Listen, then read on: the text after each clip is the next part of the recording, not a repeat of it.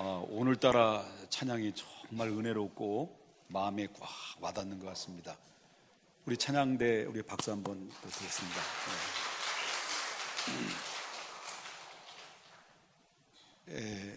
찬양대원들 박수 받으시니까 좋으시죠? 기도하겠습니다. 거룩하신 하나님, 주님의 사랑과 은혜를 감사합니다. 세상에 들려오는 소리들이 다 불평과 불만과 원망과 증오와 미움과 그리고 하나님 폭력성을 가지고 하나님 누가 건들기만 하면 터질 것만 같은 그런 하나님 정말 좌괴감과 절망 속에 빠져 있습니다.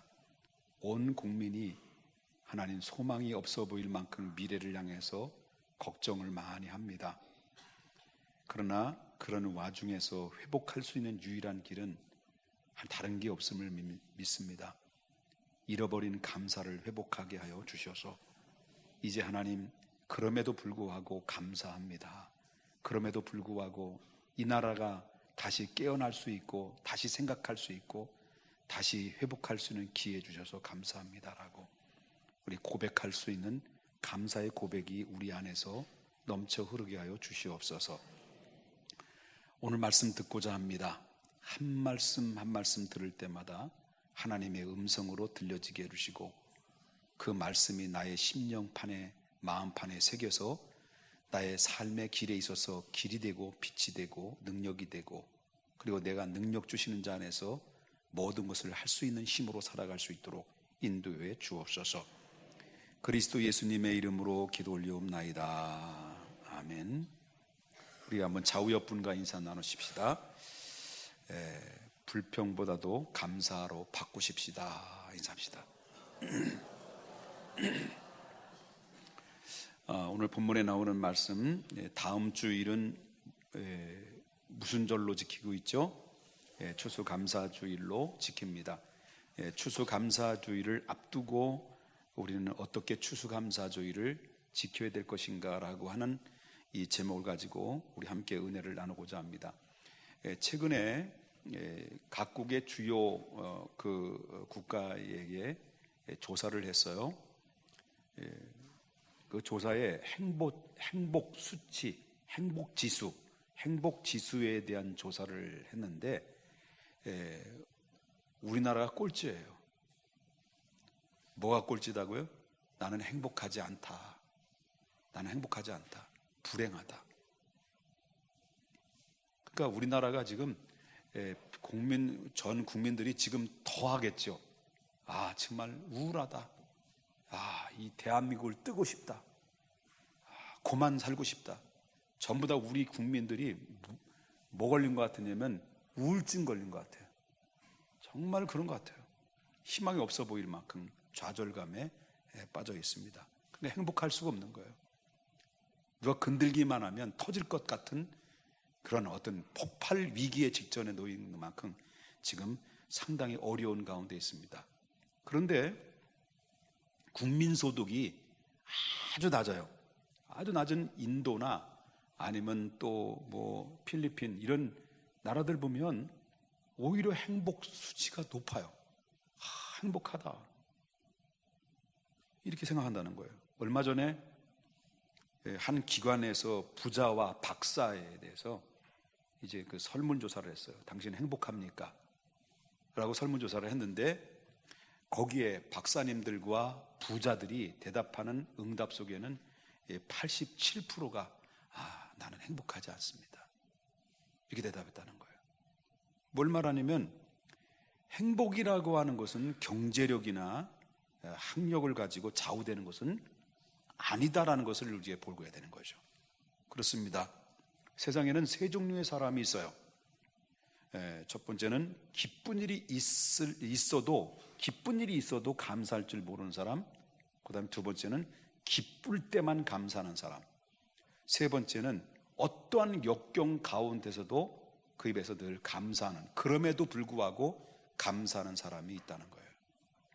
자, 다음 주일날은 추수감사주일로 지킵니다.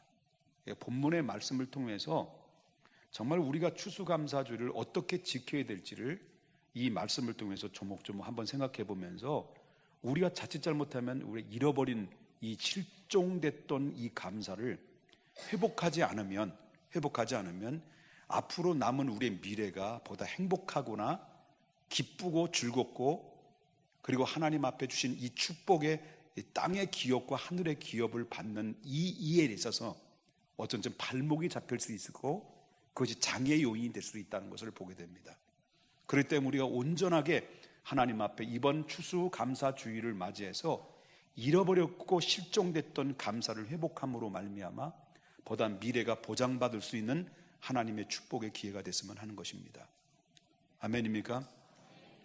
자, 그렇다면 감사의 유래에 대해서 한번 좀 생각해 보자는 거죠. 이 감사의 유래는 성경적 유래가 있고 역사적 유래가 있고 그다음에 한국적인 유래가 있습니다. 그러면 성경적인 그런 유래를 본다고 한다면 옛날에 곡물과 추수에 관련된 이야기에서 성경에 최초에 나타난 그 하나님 앞에 드려진 추수의 감사 제도는 언제부터 시작됐냐면 가인과 아벨이 하나님 앞에 제사를 첫 번째 드렸을 때 가인은 뭘로 드렸냐면 곡식을 드렸어요. 그 다음에 아벨은 뭘로 드렸어요? 양의 첫 새끼를 드렸어요. 새끼를 드렸어요. 욕한 거 아닙니다. 뭘 드렸다고요? 새끼. 왜 욕하세요? 새끼를 드렸어요. 그런데 곡식을 드리든 양의 첫 새끼를 드리든 하나님 앞에 드리는 의미에 있어서는 뭐가 있냐면 감사가 있고 믿음이 있는 거예요. 근데 가인과 아벨이 똑같이 하나님 앞에 감사의 제사를 드렸는데 하나님이 누구의 제사를 받으셨어요? 그렇습니다. 아벨의 제사를 받았고 그 다음에 가인의 제사를 거절했어요. 그러면 왜 하나님께서 아벨과 가인이 똑같이 제사를 드렸는데 왜 하나님은 아벨의 제사를 받으시고 왜 가인의 제사를 거절했느냐? 그게 두 가지예요. 하나는 가인은 감사와 믿음이 없었어요. 감사와 믿음으로 드리지 않았어요. 바로 하나님 앞에 제물을 드렸습니다. 양을 드렸습니다마는 그 드리는 그 마음에는 감사가 없이 그 다음에 믿음이 없이 그냥 드린 거예요. 근데 아벨은 달랐어요. 곡식을 드릴 때 뭘로 드렸어요? 감사함과 믿음으로 드렸어요. 그러므로 하나님이 그 예배를, 그 제사를 연락받으시고 아벨에게 축복해 줬어요. 이것이 바로 처음에 드려지는 감사제가 시작됐다라고 하는 거예요. 그래서 그때부터 아브라함 시대에도 하나님 앞에 드리기 시작하면서 언제부터 법으로 제정했느냐? 모세 시대 때 들어와서 광야에 40년 동안 있으면서 하나님의 여호와의 율법을 받으면서 하나님께서 그 법으로 하나님 앞에 감사제를, 절기를 지킬 것을 명령을 해줘요. 아예 율법으로 추수감사주의를 명령을 해버려요. 그 추수감사주일은 이스라엘에게는 3대 절기를 반드시 지켜야 돼요. 3대 절기를 지켜야 되는데 그것은 1년에 3차례씩 주님 앞에 나와가지고 하나님 앞에 만 20세 성인된 남자들은 의무적으로 와서 하나님 앞에 제사를 드려야 돼요. 그것이 바로 뭐냐면 3가지인데 그 3가지에 뭐라고 말하냐면 드릴 때 그 출애굽기 23장 14절에 나오는 말씀이죠. 자, 여기 보면 뭐라고 나와요? 너는 매년 3번 내게 절기를 지킬지니라. 이건 누구의 명령이에요? 모세의 명령이 아니라 하나님의 명령이에요. 그러면 절기를 지키라고 하는 이유가 뭘까?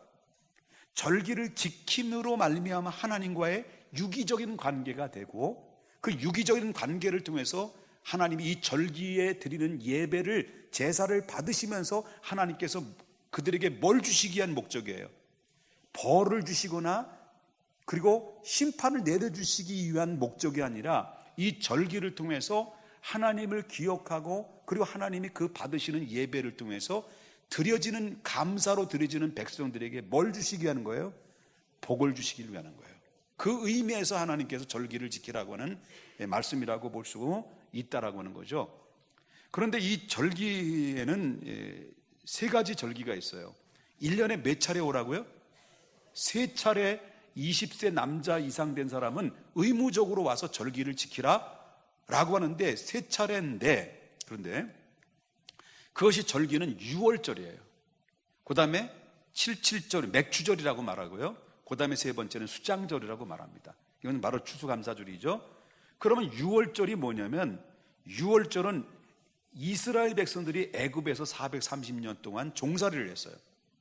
종살이를 했을 때 누가 그 이스라엘 백성들을 불쌍히 여기시고 긍휼히 여기셨어요?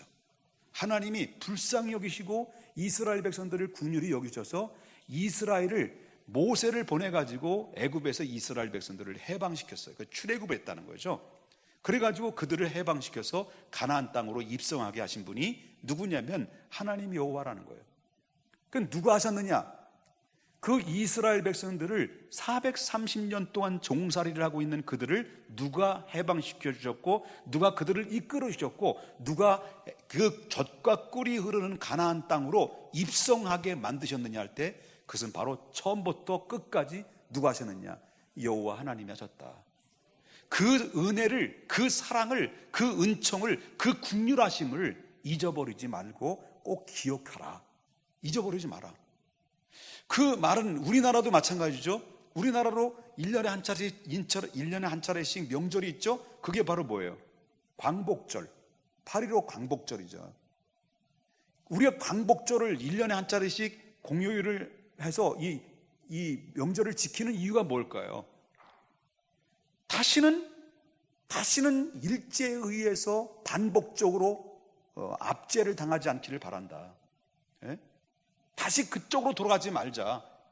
다시 말한다고 한다면, 위안부가 정말로 처절한 우리 조상인 이 어머니들이 위안부로 끌려가지고 처절하게 그 인생을 마감한 사람들이 얼마나 많이 있냐. 징용군에 끌려가서 처절하게 비참하게 죽어간 우리 믿음의 우리 조상들을 보자. 다시는 그러한 전철을 밟아서는 안 된다. 그런 의미에서 그 정신을 기리기 위해서 8.15 광복절을 우리가 늘 지킨다라고 하는 거예요. 마찬가지입니다. 잊어버리지 마라. 두 번째로는 맥추절을 지키는 거죠. 맥추절이라는 의미는 이제 가나안 땅에 들어가서 첫 농사를 져요. 농사를 져서 수확을 하죠. 수확을 한 첫 번째 그 곡식을 하나님 앞에 드리면서 여기까지 지금 인도하시고 축복하셔서 이렇게 많은 곡식을 이룰 수 있도록 하나님 도와주셔서 감사합니다. 그래서 첫 번째 얻은 곡식을 하나님 앞에 드려지죠. 뭐 그 밖에 많이 있습니다만은 그 이야기를 하려고 한다면 오전 내내 설교를 해야 되니까 배도 고프니까 그건 마감하고요. 그다음 세 번째 절기는 그거 바로 수장절인데, 그 수장절은 모든 곡식을 이제 곡간에 모으잖아요. 자, 첫 곡식은 맥추절을 통해서 하나님 앞에 드리고, 그다음에 수확한 모든 것들을 곡간에 걷어들여서 다 이제 모아주죠. 모아두고 나서, 그리고 나서 하나님 앞에 감사, 이렇게 많은 곡식을, 많은 이러한 양식을 주셔서 감사합니다라고 해서 하나님 앞에 수장절, 다시 말한다면 추수감사절을 주겠다 이거예요. 이게 그러면 역사적인, 이게 성경적인 유래라고 말한다면, 역사적인 유래를 본다면 그건 뭐냐면, 추수감사제는 교회의 한 절기로서 지키게 된 것은 언제부터 지켰느냐 할 때, 영국의 그 청교도의 신앙을 가지고 있는 사람들이 너무 핍박이 많은 거예요. 믿음 지킬 수 없는 상황까지 이르게 되자, 안 되겠다, 우리 믿음의 자유를 얻어서 신대륙을 향해서 우리가 몸을 던지자 해가지고 102명이, 청교도 신자들이 102명이 메이플라워라고 하는 배에 몸을 실어요. 그리고 믿음으로 갈 바를 알지 못하지만은 그 신대륙을 향해서 몸을 던지면서 메이플라워의 배를 타고 항해를 하죠. 그 항해를 해서 거기에 65일 만에 도착한 것이 아메리카 대국이죠. 더 이상 미국, 오늘날의 미국 땅이라고 부르죠. 미국 땅으로 도착된 거죠. 거기서 이 겨울이었기 때문에 식량과 뭐 추위, 그리고 또 그뿐만 아니라 기후차로 인해서 영양실조로 죽고, 그래서 102명이 중에서 44명이 죽었어요. 44명이 죽었고, 그 다음에 58명만 남았는데 58명마저도 영양실조에 죽어가고 있고 병들어 있는 상태 속에 시달릴 수밖에 없는 상황이 일었을 때, 그때 마음씨 좋고 인정 많은 원주민들이 그들을 보면서 불쌍히 여겨가지고 그들에게 찾아와서 청교도들에게 옥수수도 갖다 주고, 그리고 또 식량도 갖다 주고, 각종의 곡물도 갖다 줘서, 그리고 농사를 짓을 수 있는 방법을 인디언들이 그들에게 다 가르쳐 준 거예요. 이게 또 누구의 은혜예요? 인디언의 마음을 감동시키는, 누가 감동시켰을까요? 하나님이 감동시킨 거죠. 믿음을 찾고 믿음을 지키기 위해서 신대려고 한 그들에게 하나님이 인디언들의 마음을 감동시켜서 그들 농사하는 법을 가르쳐주고 1년 동안 그들에게 잘 보살핌을 받았어요. 56명이요, 58명이.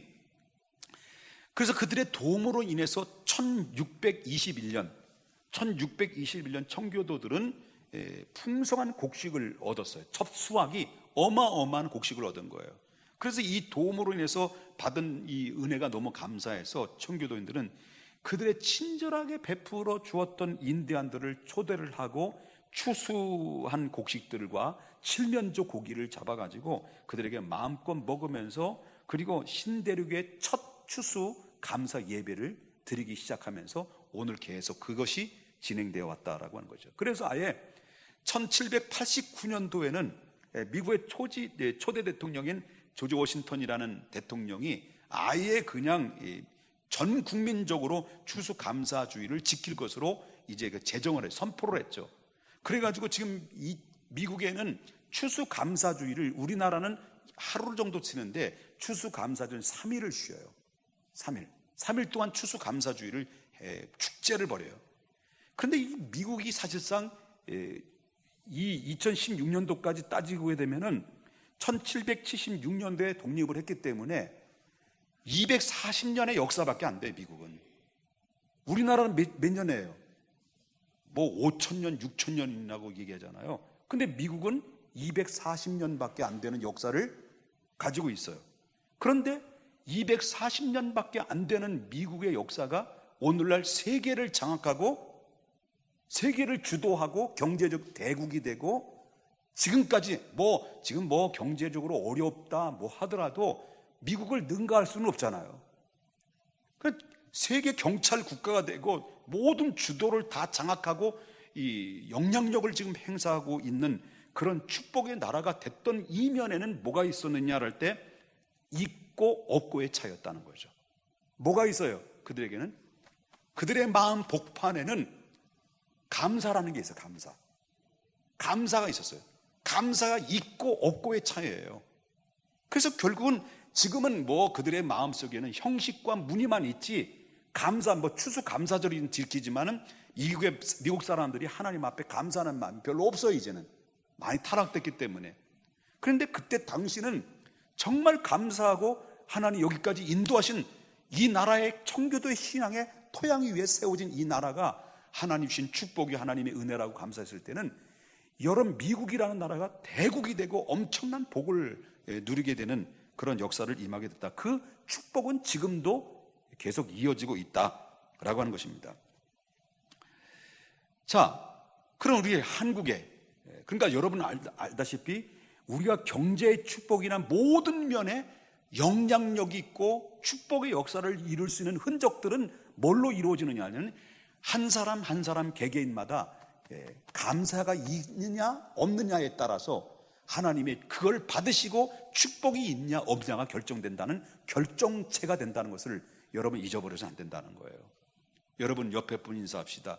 당신의 마음속에는 감사가 많습니까? 불평이 많습니까? 그 다음에 이렇게 해야 돼. 하고 질문해야 돼. 자, 옆에 분 인사합시다. 당신의 마음속에는 감사가 많습니까? 불평이 많습니까? 시작.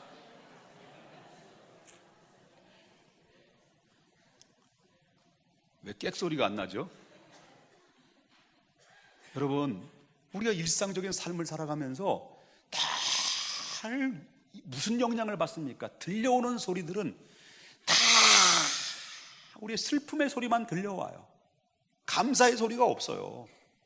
이제는 아무리 슬픔의 소리가 든다 할지라도 여러분 입에서 여러분만큼이라도 그럼에도, 따라서 합시다. 그럼에도 감사합니다. 이런 고백이 계속 나와야 돼요. 그것이 우리를 화가 변하여 복이 되는 지름길이에요. 지름길이라는 거예요. 그럼 한국의 역사를 보자는 거죠. 1893년도에 널다리 교회, 이름도 참 이상해요. 널다리, 들다리, 들놀이, 널다리 교회가 있는데, 널다리 교회에서 추수하고 난 다음에 온 성도들이 자원하는 마음으로 강단에 곡식 걷었던 추수한 것들을 강단에 이렇게 쌌어요. 배 농사 진 사람 배를 얻고, 또 사과 찐 자 사과고, 쌀을 농사는 벼를 갖다 놓고, 벼를 아니지 쌀을 갖다 놓고 싸게 싸고 하나님 앞에 기쁘게 예배, 감사 예배를 드리고, 그리고 떡을 하면서 서로 교제를 나눴다라고 하는 거예요. 그래서 1904년부터 실행해서 11월 달 셋째 주면 한국교회는 계속 본격적으로 지금까지 이 추수감사절을 지키고 왔다라고 하는 것이고요. 그렇다면 왜 우린 추수감사절을 지키라고 명령하시느냐라고 하는 거예요. 왜 우리 하나님이 왜 추수감사절을 지키라고 하느냐? 아까 똑같은 얘기입니다만은 12절에 나오는 말씀이죠. 12절 한번 봅시다. 여기 12절. 다 같이 읽어보겠습니다. 시작. 너는 애굽에서 종되었던 것을 기억하고 규례를 지키라. 자, 여기서 유월절도 그렇고, 그 다음에 맥주절도 그렇고, 수장절도 그렇고, 3대 절기의 목적이 뭐냐, 왜 드려야 되느냐, 그걸 목적이 뭐냐 할 때 첫 번째는 여기 뭐라고 그랬습니까? 너는 애굽에서 종되었던 것을 뭐하고 기억하라는 거예요. 기억. 우리가 추수감사절의 근본적인 목적은 기억하는 거예요. 누굴 기억하는 거예요? 하나님의 은혜를 기억하는 거예요. 기억하는 거예요. 자, 기억하고 나서 뭐 해야 돼요? 그리고 하나님께 감사하는 거예요. 자, 감사하고 그 다음 감사만 하는 거예요? 하나님 감사합니다. 하나님 감사합니다. 이게 아니에요. 감사하고 나서 그리고 하나님 앞에 드리는 거예요. 뭘 드려요? 예물을 드리는 거예요. 이게 바로 감사절을, 절기를 지키는 근본적인 목적은 세 가지의 목적이 담겨 있다. 기억하라, 감사하라, 드려라. 이 세 가지가 기록되어 있습니다. 자, 이스라엘 백성들은 430년 동안 애굽에서 종사를 했어요. 자, 이들은 노예였기 때문에, 노예로 이 430년 동안 살았기 때문에 막 죽어라 땀 흘리고 막 애쓰고 힘써 농사를 지어서 수확을 하면 자기께 돌아오는 거는 아무것도 없어요. 누가 다 뺏어가요? 애굽 사는 다 뺏어가는 거예요. 우리나라의 일제 36년 동안 우리도 마찬가지잖아요. 귀중품 보물들은 다 그걸 다 뺏어가가지고 없는 거예요. 그러니 430년, 우리나라는 36년인데 이스라엘 백성은 몇 년이에요? 430년 동안 노예 생활하면서 그들이 얼마나 처절한 삶을 살았을까요? 이런 가운데 그들은 먹을 식량도 없고 더 과중한 그런 짐이, 무거운 노역의 짐이 있음으로 말미암아 그들은 드디어 입에서 하나님 제발 살려주십시오, 하나님 불쌍히 여기십달라고 하나님 앞에 기도했을 때 하나님께서 그들을 불쌍히 여겨서 모세를 보내가지고 애굽에 10가지 재앙을 내려서 이스라엘 백성들을 구출해가지고 어디에요? 가나안 땅에 가서 그들이 가나안 땅에서 농사를 짓고 첫 곡식을 얻었을 때는 전부 다 누구 것이 됐어요? 자기의 소유가 됐어요. 자유인이 됐기 때문에. 이게 뭐냐면, 지금 봐라, 너희들이 지금 얼마나 많은 복을 받았느냐. 여기까지 복을 받게 된 이면에는 너는 절대 잊어서는 안 된다. 너는 복을 받을 수 있는 상황이 아니었다. 원래는 애굽에서 430년 동안 종살이 했던 너희들이 누가 너희들을 해방시켰고, 누가 너희들을 여기까지 인도했고, 너희들에게 이렇게 좋은 토양 있는 곳에서 농사를 지어서 농사를 짓을 수 있어 수확을 거둬서 복을 받게 하는 것이 누구냐? 하나님이다. 그러니 하나님의 은혜를 잃어버리고 내 능력이고 내 잘났다고 목에 뻣뻣하게 세워서 교만하지 마라. 그거예요. 여기까지 인도하신 것은 하나님의 은혜다. 잊어버리지 마라. 그거를 우리 주님이 말씀해 주신 거다라고 하는 거죠. 여러분, 지금 문화가 발달됐습니다. 인류가 정말 너무 빠른 속도로 걷잡을 수 없을 만큼 모든 것이 지금 자동화 시대가 되고 첨단을 달리고 있습니다. 컴퓨터 시대에서 이제 뭡니까? 스마트폰 시대가 들어와서 스마트폰 뭐 이제는 세븐이 나오고 세븐이 너무 빨리 나와가지고 폭발이 됐어요. 너무 빨리 나왔어요. 그래서 막 폭발이 되고 막 그다음에 11 나올 거예요. 또 이제 뭐 계속 11, 12 막 나와 나중에는 뭐 스마트 20 나와 20, 50도 나올 거 앞으로는 급사 50 되려면 얼마 안 있어요. 워낙 개발에 땀날 만큼 얼마나 빠른 속도로 개발해서 물건을 내놓는지 정신을 못 차려요. 이 시대에 이 자동화 스마트폰, 다시 말한다면 뭐라 그랬어? 디지털 이 시대 속에 우리가 따라가지 못할 만큼 너무 빠른 속도로 지금 변하고 있는 가운데 있어요. 얼마나 좋은 시대인지 몰라요. 제가 지금 설교 원고를 이거 가지고 해요. 이게 뭔지 아세요? 모르면 나중에 가르쳐 주세요. 여러분, 그만큼 좋은 시대예요. 얼마나 좋은 시대인지 몰라요. 그런데 보세요. 그럼에도 불구하고 사람은 먹어야 돼요, 안 먹어야 돼요? 먹어야지. 먹지 않고 사는 사람이 있어요? 먹어야 돼요. 먹지 않고 사는 사람 없어요. 과연 우리가 먹는 음식은 먹으려면 어떻게 해야 되냐? 음식 먹으려면 농사가 있어요. 농사진 사람이 있어야 되죠. 농사진 사람이 씨를 뿌리고 땀 흘려서 열심히 밭을 가꿉니다. 그리고 정말 첨단을 달리는 농기구를 통해서 농사를 막 하고 막 그것으로 풍년을, 여러분 농기구를 가지고 막 갈아가지고 땀 흘려서 잘 가꾼다고 해서 그래서 이 풍년은 자동적으로 되는 것은 아니다는 거예요. 농부의 권한밖에요. 농부는 심고 열심히 땀 흘려서 일할 뿐이에요. 그런데 풍년과 흉년의 결정할 수 있는 결정권자는 누구냐면 농사진 사람이 하는 거예요, 아니에요? 누가 하시는 거예요? 맞아요. 하나님이 하시는 거예요. 아무리 농사를 잘 지으면 뭐합니까? 거기에 적당한 뭐가 필요해요? 온도가 필요하고요. 거기엔 좋은 공기도 필요하고요. 거기는 햇볕이 적당히 내려줘야 되고요.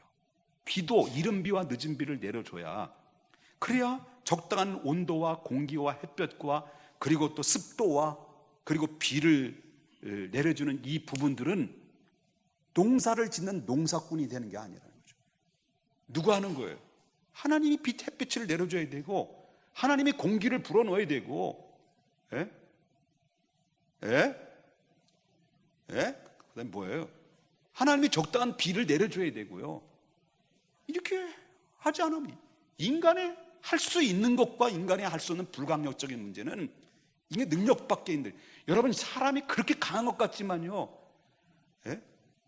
만지면 턱하고 터질 것만 같은 인간들이에요. 툭 터지면 터질 것 같은 인간들. 이게 우리 인간이에요. 여러분, 교만하지 마십시다. 모든 생명체는 하나님의 은혜가 아니면 살아갈 수 없어요. 우리가 아무리 잘났다 하더라도 생사화복을 주장하시는 분은 여호와 하나님이시다. 그러므로 하나님께 감사함이 없이 살아갈 인생은 하나도 없어요. 하나님 앞에 감사할 줄 모르는 사람들은 성경은 말하는 배은망덕한 사람이라는 거예요. 그래서 여러분 시편 기자는 뭐라고 여기에 대해서 이야기를 할 때 65편, 시편 65편 10절에 뭐라고 말하냐면, 여기 한번 보십시다. 뭐라고 나와요? 주께서, 내가 나와요? 주어가 나요? 주예요? 주예요. 주께서 밭고랑에 뭘 넉넉히 대서요? 물을 대신다. 비는 누가 내려주시는 거예요? 하나님이 내려주는 거예요. 인간이 하는 게 아니라는 거예요. 이렇게 그 아랑을 평편하게 하시고 또 단비로 부드럽게 하시고 그 다음에 싹을 누가 내게 해주는 거예요? 인간이 하는 게 아니에요. 하나님이 복 주시나이다. 이 모든 생업은 하나님이신 복이다라고 시편 기자는 정확하게 명료하게 얘기를 해요. 여러분, 우리도 마찬가지입니다. 우리도 죄악에서 사망의 길로 갈 수밖에 없는 우리들이었는데 하나님이 우리를 불쌍히 여기셔서 여러분들을 당신의 산으로 삼아주셨어요. 누구든지 그리스도 안에 있는 자들은 결코 정죄함을 받지 않고, 예? 누구든 내 말을 듣고 나를 보내신 이를 믿는 자는, 예? 영생을 얻었고 심판에 이르지 않으니 사망에서 생명으로 옮겨졌느니라. 누구든 주의 이름을 부르는 자는 구원을 얻으리라. 여러분, 우리가 하나님의 은혜로 말미암아 구원을 얻었는 이 행위로 얻은 것이 아니라 하나님의 주신 선물이라. 그럼 우리는 하나님의 은혜 가운데 이렇게 정말 죄악의 노예였던 우리들을, 저와 여러분이 구원의 은총으로 하나님의 자유함을 얻게 되고, 여러분 무수하는 영을 받지 않고 양자의 영을 받아서 이제는 죄와의 노예에서 해방된 하나님 백성들이 이스라엘 백성들과 똑같은 역사를 가지고 있는 것처럼 영적인 역사도 똑같은 역사를 우리가 가지고 있다는 거예요. 감사해야 될 일이죠. 여러분, 우리가 감사를 언제 감사합니까? 뭐 풍년 들을 때, 장사가 잘 될 때, 내 아들이 내 딸들이 대학에 탁탁 엿가락 붙듯이 붙었을 때, 취업이 잘 될 때, S그룹, L그룹, P그룹은 아니면 평택중앙그룹, 붙고 막 진급할 때 그때 감사하다고 하는데, 성경에는 이런 감사는 누구도 할 수 있냐면 이방인들도 할 수 있다는 거예요. 다 할 수 있다는 거예요. 그러는 하나님 앞에 감사할 것은 죄에서 구원하여 나를 해방하여 구원해 주신 은혜를 잃어버리지 말고 하나님 앞에 감사해야 된다는 거예요. 바울은 로마서에 말하기를 타락한 인생의 특징이 뭐냐? 타락한 인생의 특징은 다른 게 없다는 거죠. 하나님께 감사하지 않는 거다라고 했어요. 반대로 감사하는 자를 뭐라고 그래요? 진정으로 거듭난 사람이 감사하는 특징이 있다는 것을 이야기한다는 거죠. 여러분, 성명의 시인을 제가 자주 등장을 시키는데, 성명의 시인의 고백은 이거예요. 자기가 태어날 때는 자기 이렇게 태어나고 싶어서 태어난 게 아니라는 거예요. 태어날 때 내가 이 세상에 딱 태어나고 나보니까 눈이 돌아가는 거예요. 눈이 내 마음대로 정면으로 쳐다볼 수 없는 거예요. 태어나고 보니까, 어렸을 때 보니까 손이 비뚤어지는 거예요. 손은 손대로, 발은 발대로, 몸은 몰대로, 입은 삐뚤어지고, 눈은 돌아가고, 걸을 수 없고 먹을 수 없고, 완전히 정말 엄청나게 증증 장애의 내성마비로 태어난 거예요. 그러니 얼마나 괴로웠겠냐는 거죠. 점점점 자라면 자랄수록 누구에 대한 원망이 가느냐면, 하나님 왜 날 이렇게 만들었습니까? 왜 날 이렇게 만들어서, 이렇게 만들 바에는 나를 이 세상에 왜 태어나겠습니까? 라고 원망을 했어요. 그래서 나온 노래가 있어요. 똑바로 보고 싶어요 주님, 온전한 눈짓으로 똑바로 보고 싶어요 주님, 겹눈질 하기 싫어요. 하지만 내 모습은 온전치 않아 세상이 보는 눈은 마치 날 죄인처럼 멀리하며 외면을 하네요. 지금 사람들은 나를 병신으로 보고, 인간처럼 개 돼지만도 못한 정말로 불쌍한 인간으로 나를 봅니다. 그런데 이런 원망을 때서 차라리 나를 왜 이 세상에 태어났습니까? 그 원망했는데 성명의 시인이 그분이 왜 나를 이렇게 만들어 놓으셨는지 그걸 깨닫고 나서, 주님 이 낮은 차를 통하여 어디에 쓰시려고 그렇게 초라한 모습으로 만들어 놓으셨나요?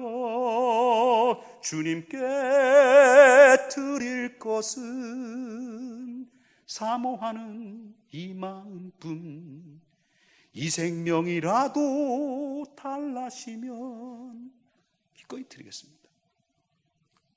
그런데 이분이 그 은혜를 깨닫고 이렇게 고백을 해요.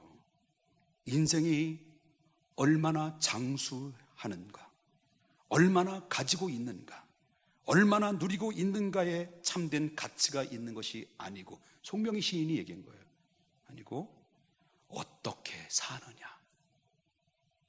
사느냐에 있는 이상은 나는 나의 장애가 결코 감사하지 못할 선물이 아니다. 그랬어요. 참으로 놀라운 진리를 깨달았다는 거예요.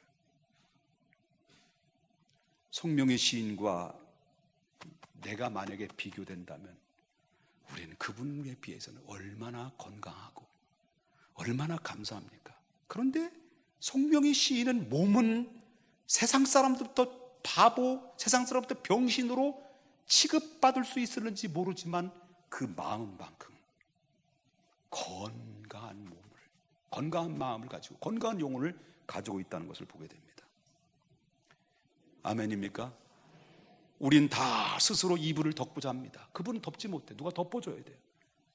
우리는 손으로 밥을 떠서 먹습니다. 젓가락질합니다. 그분은 한 번도 그렇게 해본 적이 없어요.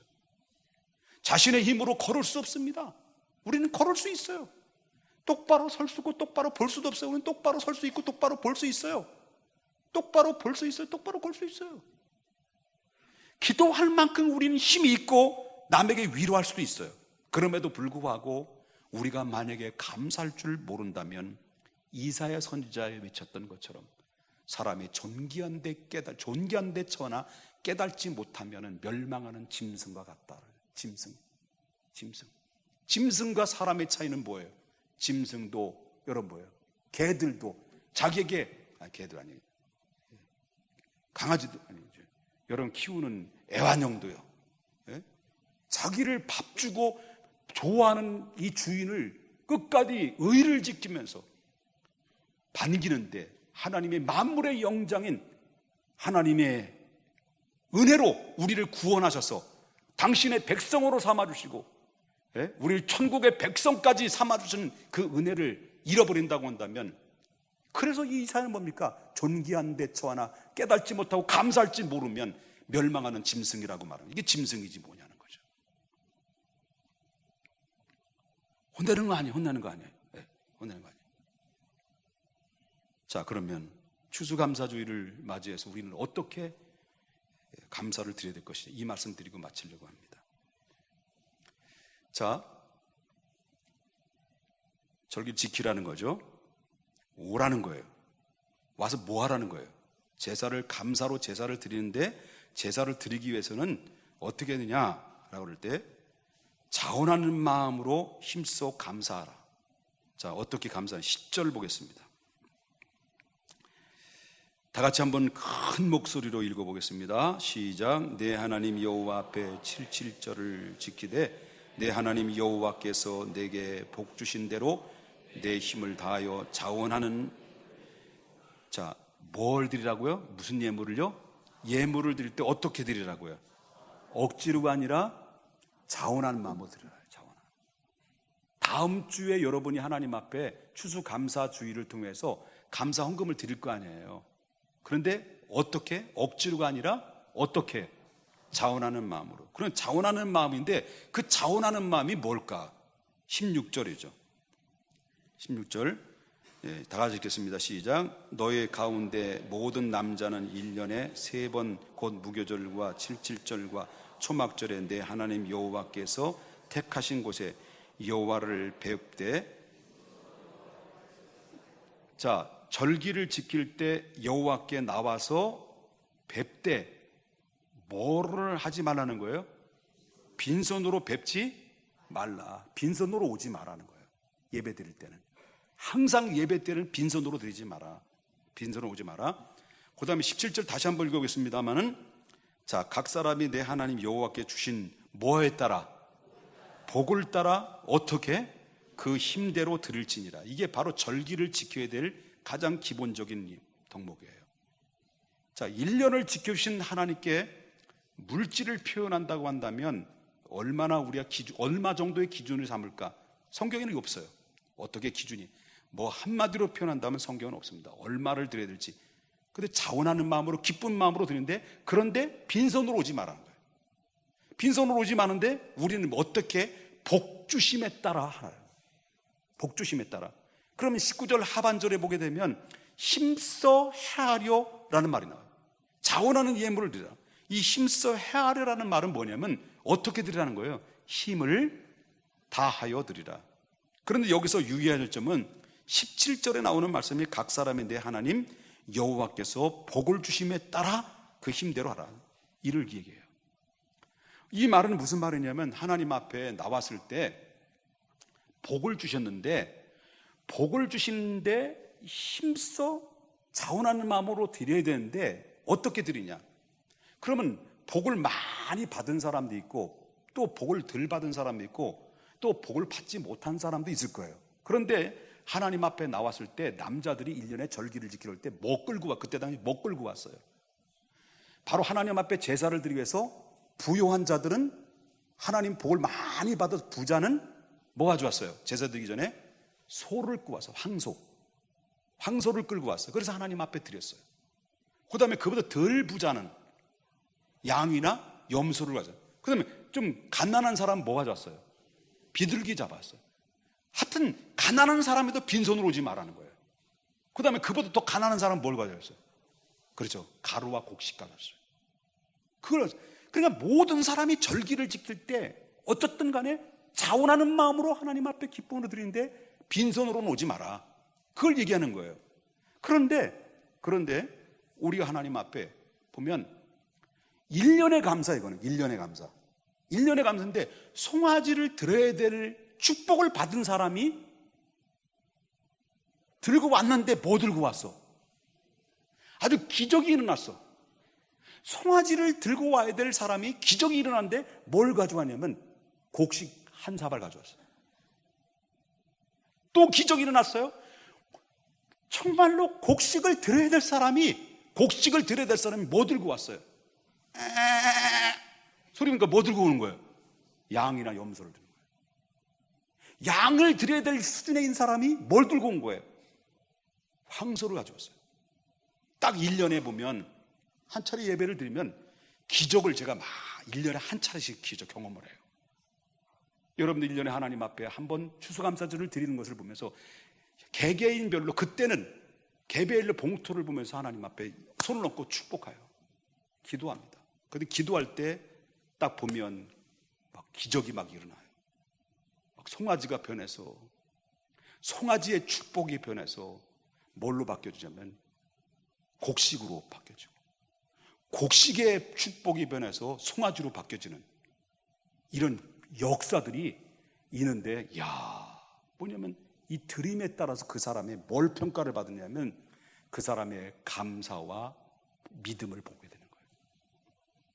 사람이 볼 때, 단임 목사가 볼 때도 그런데 하나님이 보실 때 얼마나 우리를 평가하실까, 그걸 생각하는 거죠.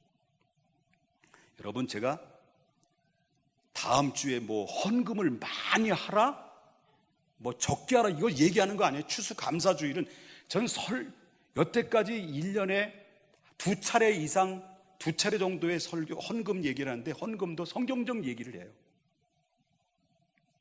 그런데 우리가 그러나 하나님 앞에 드리는 데 있어서는 목사한테 드리는 거 아니에요. 목사한테 드리는 거 아니에요. 이 교회는 주인도 목사가 아니에요. 사람들이 원래 교회가 목사가 주인 줄 알아. 목사가 한 달에 1,000만 원 정도의 막 그런 사례비를 막 월급을 받는 줄 알아. 그렇지 않아요. 270만 원에 생활비 나오고, 그리고 목회 활동비 나오고, 그리고 또 기름값 나오고 다 해주시지만 그렇게 받지 않아요. 요즘 시대가 어느 때인데 목사가 막 1,000만 원, 막 교회 주인, 여러분 공동회의 때 보면 다 드러나. 아니에요. 누구한테 드리는 거예요? 여러분, 내 믿음으로, 내 물질로 표현해서 내 믿음으로 감사로 하나님 앞에 드리는 거예요. 그 드리는 거는 그 나오는 헌금을 가지고 뭐 하는 거냐, 그러면? 그 많은 헌금은 주의 영광을 위해 쓰는 거지, 주의 영광을 쓰는 거예요. 전도를 위해서, 선교를 위해서 쓰는 것이지 다른 데 쓰는 거 아니에요. 믿습니까? 오해하지 마지 마. 헌금을 많이 걷어들이기 위해서 제가 여러분 말씀드리는 게 아니에요. 중에 1년 동안 지나온 세월을 보면서 하나님 여기까지 인도하신 은혜를 생각해 보라는 거예요. 얼마나 감사한지. 그래서 하나님 앞에 기쁨을 드려라. 기분 나쁘시면 용서하세요. 죄송합니다. 근데 성경이 그렇게 얘기하는 거 어떻게 해요? 우리가 다음 주에 오는 주일을 맞이해서 하나님 앞에 예배드릴 때 정성을 다해서 예배드리시고 정성을 다해서 하나님 앞에 감사드리십시다. 감사와 불평의 차이는 뭐냐면 공통점이 있어요. 그것이 공통점이 하면 할수록 는다는 거예요. 그 많은 불평, 불만은 하면 할수록 불평, 불만은 계속 쌓여지게 되고 감사도 하면 할수록 감사도 눈덩이처럼 쌓여지는 거예요. 이제 이 말씀 드리고 마치겠습니다. 옆에 분하고 인사하십시다.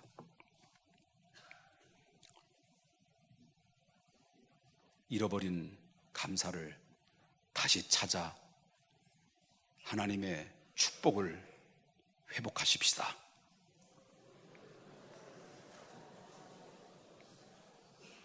기도하겠습니다. 거룩하신 하나님 감사합니다. 오늘 주신 말씀 마음판에 새기고 끝도 없는 감사, 끝도 없는 불평, 하나님 아버지 어차피 우리의 남은 인생은 얼마인지 내다볼 수 없고 예측할 수 없습니다. 먼저 났다고 해서 먼저 가는 것도 아니고 나중 났다고 해서 나중 가는 것이 아니라 우리가 하나님 앞에 언제 어느 때 갈는지 모르는 미래의 불투명한 남아있는 이 시간의 인생의 삶 자체에서 하나님 일생 동안 불평만 하다가 살겠습니까? 그저 감사함으로 말미암아 하나님이 주신 축복을 받으면서 기쁘고 즐겁고 행복한 하나님의 우리의 인생으로 살아갈 수 있도록 도와 주시옵소서. 예수님의 이름으로 기도했습니다. 아멘. 찬송가 301장입니다.